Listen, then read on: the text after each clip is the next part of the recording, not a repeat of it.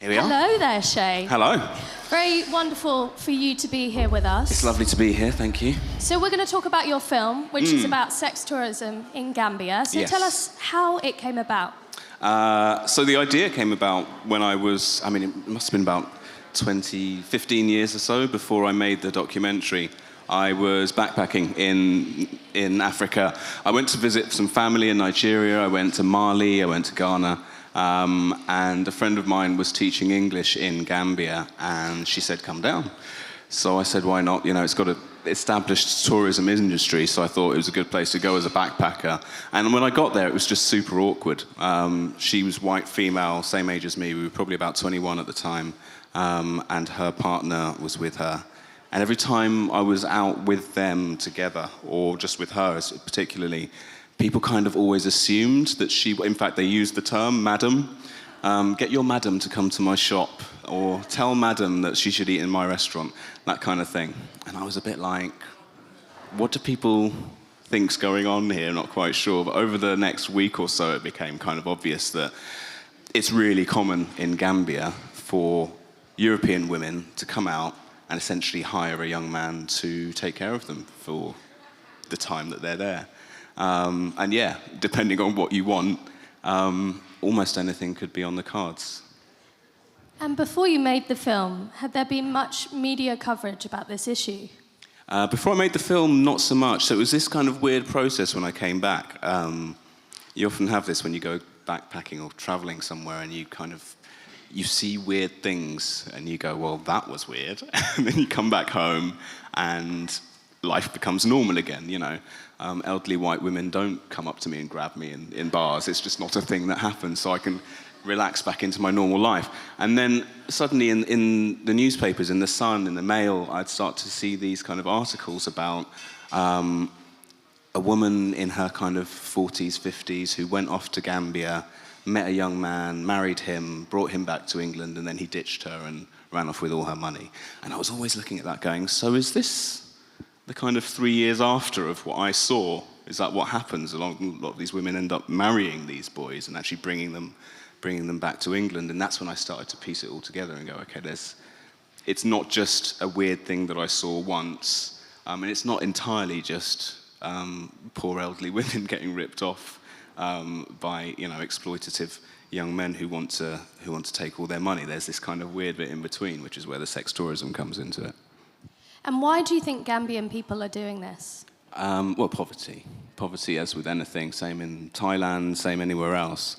But there's something quite specific or quite particular about Gambia, because obviously it's a very poor country. There's not very much else there. There's not much industry. I was just talking to somebody about fishing in Gambia. Fishing's probably one of the biggest industries. They have a relatively small coastline.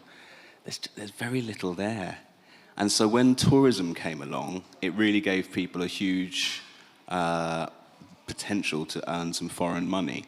And if you are not educated, you don't speak, different languages, if you are unlikely to be able to get a job in a hotel, to be able to just be a waiter or anything in the tourism sector, then kind of hanging around in tourist areas and hoping that you can find somebody's way to be useful. It might be somebody who wants a tour, they want to see the real Gambia, and you can take them to your mum's village. Very simple thing to organise. You can meet a taxi driver, get them a good price, go to your mum's village, they get to see, what it's really like for real Gambian people. That's a great thing that you can offer as a young man who's potentially not got anything else, really. And the more you do that, the more you start to realise that you may not have very much that's attractive to tourists, other than yourself. And after a few approaches, I guess everybody starts to get into this mindset of, okay, well, if that's what's being asked of me, how far am I willing to go? And what am I willing to do for this? And eventually, I think over the years, it has slightly set into the culture. So it's become a thing that a young man might do. Some people get a degree, go off to college, do their best. Some people might try and legally migrate to the UK or to another country. Others might try and get on a boat and end up in the Canary Islands, which isn't too far away. You might go into crime, drug smuggling, all kinds of things, but then tourism and eventually offering sexual services to tourists becomes another option. How easy was it to find contributors for the film? It was not easy, as you can imagine, to find contributors. One of the hardest things with this is that we were making a documentary which was going to go out in the UK. So anybody British would have to take on board immediately that she's going to be seen by her family. But then a lot of the people, and this is one of the weirdest things and quite hard to say, is that a lot of the people who are living this life, particularly on a regular basis, going back regularly, meeting young men, maybe in a relationship with somebody who probably has 3 or 4 different girlfriends who come every year, and he looks after them while they're there. But, she's perhaps a little bit of a fantasist. She's living in a slightly fantasy world in which she's suddenly got a lot more power and feels a lot better about herself, and is perhaps not as being as realistic about how people might see that or how her family might take that. And I think there was a lot of that with the documentary as we were filming with contributors. You started off, you met someone, happy-go-lucky, off I'm going to Gambia to go and meet my boyfriend again. And then over the next few weeks, you'd start to think, well, we have a real duty of care to this person. We have to be responsible for them because their family are going to see them for real. Their friends at work who've always heard that they go off to Gambia and, oh, she seems to like Gambia. Wonderful. They're now going to see that other seedy side that perhaps you probably didn't tell them about. And what's the reaction been like to the film since it came out? Huge. I've been really surprised. First of all, there's a bunch of stuff. First of all, sex tourism featuring women isn't something that has been documented much.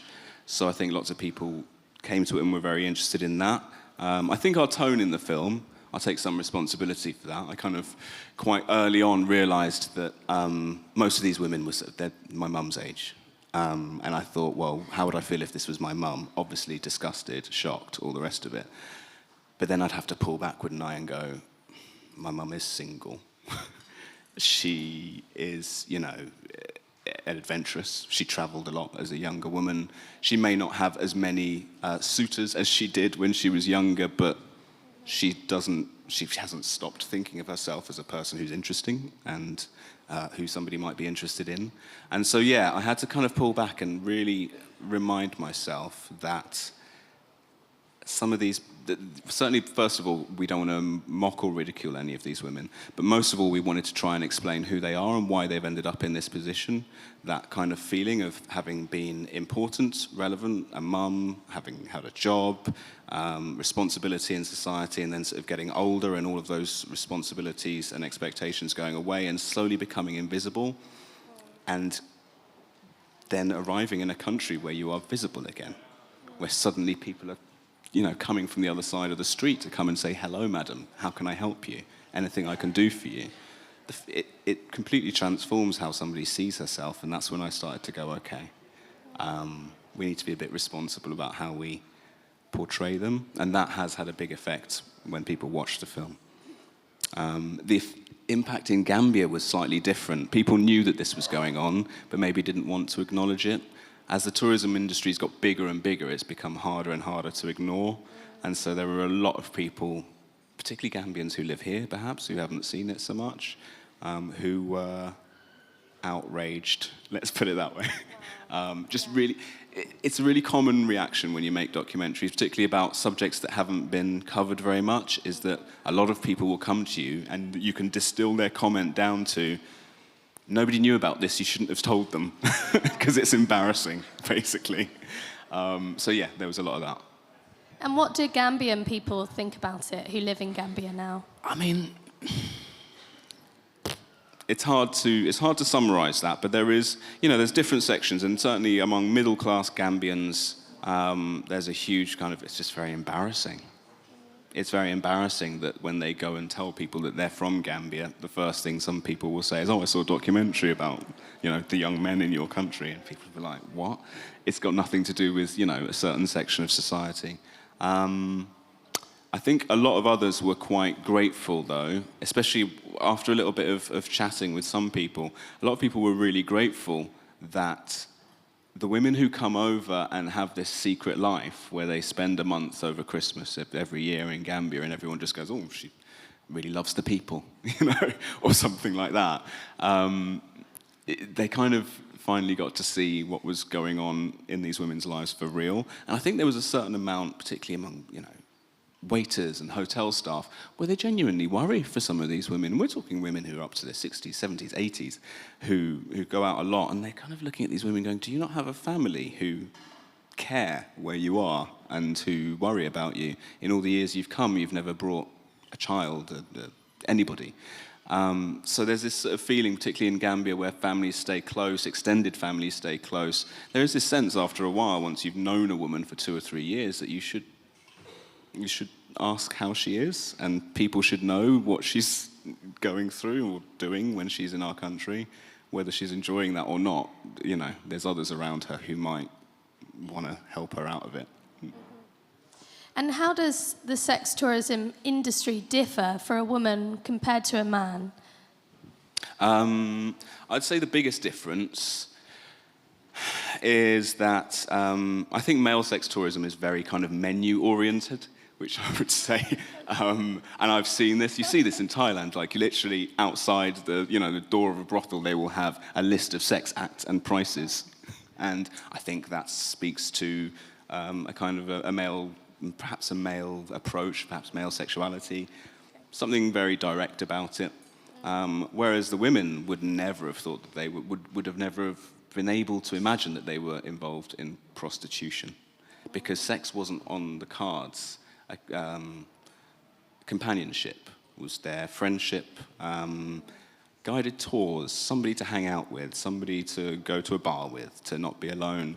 The sex kind of came afterwards and was a side effect of the things that she did pay for, which were not listed on a menu, let's say. So yeah, that's the difference, and I think it makes it, particularly from a legality perspective, makes it really difficult and interesting, because this man never sold sex. So he hasn't broken any laws. So yeah, that's been really interesting. And you've been back since you made the film. What changes have you seen occur in that time? I mean, the first change was from when I first went as a backpacker to when I came back. It had exploded. The whole kind of tourism scene was massive. And, where when I first went, there were 2 bars, literally 2 bars that you could go to. There were now a whole strip of them, and then in other parts of town there were even more.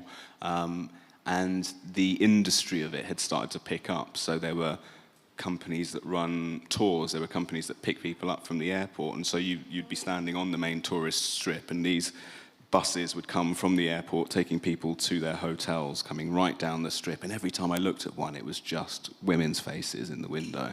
On the plane, on the way over, it's like 80% women on the flight, which is really, really unusual. I mean, I've been to countries where there's a high NGO presence. There's typically a lot more women working for NGOs than, say, oil companies. So you might see more women on a flight there, but still never more than 50, 60%. It was weird. And particularly women, in their 50s, 60s, traveling alone or in pairs, where you sort of go, I've seen this a bit, but not this much on one flight. And you start to realize that there's a whole industry around this. The hotels, the tour operators, they kind of know who their market is. And as we started researching and getting into it, that's exactly where we started finding ourselves, advertising in specific places.